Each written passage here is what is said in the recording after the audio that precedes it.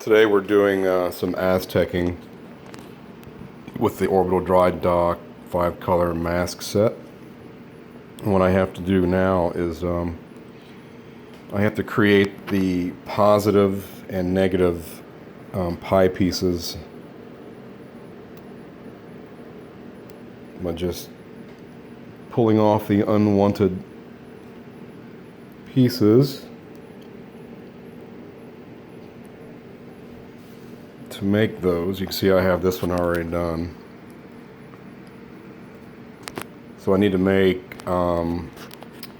8 positive and 8 negative pie pieces by pulling off all the unwanted sections. And we have another sheet somewhere that has the other pie sections. But you know, at $70 a pop for this set of masks, I'm saving all the discarded pieces. So you actually could reuse these. I mean, it would take a little bit longer, of course, but it would save you $70. So I'm going to attempt to save the pipe sections on some wax paper, you know, just to see if it can be done. So, because I have a few of these to do yet. So yeah, on top of everything else that you have to do for this wonderful model, you got this. So I do have the bridge section already done.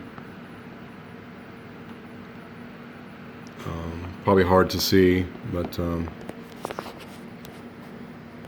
know, to be honest with you, they're not supposed to stand out at all unless you look at it from certain angles. I see so many people, I mean, just spray the Aztec colors on there so heavy where it just stands out no matter how you look at it. And I'm like, well, if that's what you want to do, but gotta think about scale. And a lot of people don't. They just think about pretty. All right, well, this is a small update. I'm hoping to have the upper section of the saucer completely done with each positive and negative. And then we also have stenciling that goes over top of each pie section that has random rectangle and square pattern. Plus, on a few, on just about every pie section on the, I know the upper saucer, I'm not sure about the lower saucer, but there are sections of the little Aztec men that are just gold. So I have to figure out how I'm going to do that. I mean, I don't have to do that, but I'm a stickler on it looking accurate, like the original model creator did for the movies.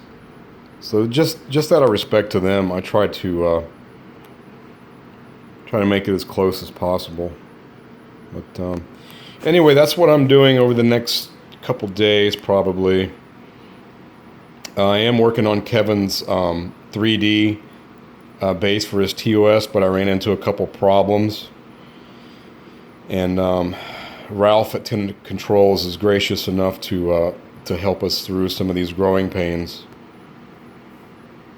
And so I'll get some electronic components sent back to Ralph, hopefully tomorrow, so we can